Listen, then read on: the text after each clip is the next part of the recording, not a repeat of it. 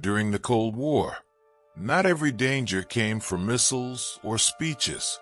Many secrets were hidden inside ordinary routines, on quiet streets where no one thought to look twice. This is the story of an ordinary man who unknowingly crossed paths with Soviet espionage simply because he paid attention. If you enjoy real and forgotten Cold War stories, subscribe to the channel, leave a like, and tell us in the comments. Would you have noticed something out of place?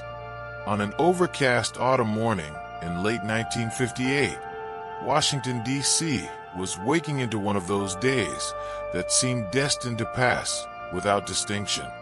The city moved slowly, wrapped in damp air and routine, unaware that history often chooses such unremarkable hours to reveal itself. In a quiet residential district not far from embassies and government offices, an ordinary working man began his day exactly as he had hundreds of times before, convinced that predictability was one of life's few reliable comforts. He could not know that before nightfall, a simple act of routine would draw him into the invisible conflict that defined his era. The man was not a soldier, a politician, or an intelligence officer. He was a delivery worker, the kind of person most people barely noticed as he passed through their mornings.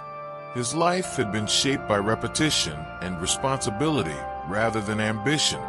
Each day followed a familiar rhythm: early mornings, carefully stacked bottles, familiar streets, familiar faces. This consistency had carried him through adulthood, through marriage and parenthood, and through years of economic uncertainty. He believed deeply in the value of steady work and the quiet dignity it provided. In his world, attention to detail was not a strategic skill, but a professional habit, learned over decades of serving customers who expected reliability above all else. The neighborhood he served was one of contrasts. Grand houses stood shoulder to shoulder with modest residences, their facades projecting comfort, success, and stability. Diplomats lived beside civil servants, military officers beside academics.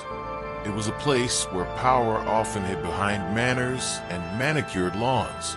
To most observers, these streets represented the safest version of American life during a dangerous time. But the Cold War had taught the world that appearances were deceptive, and that the most consequential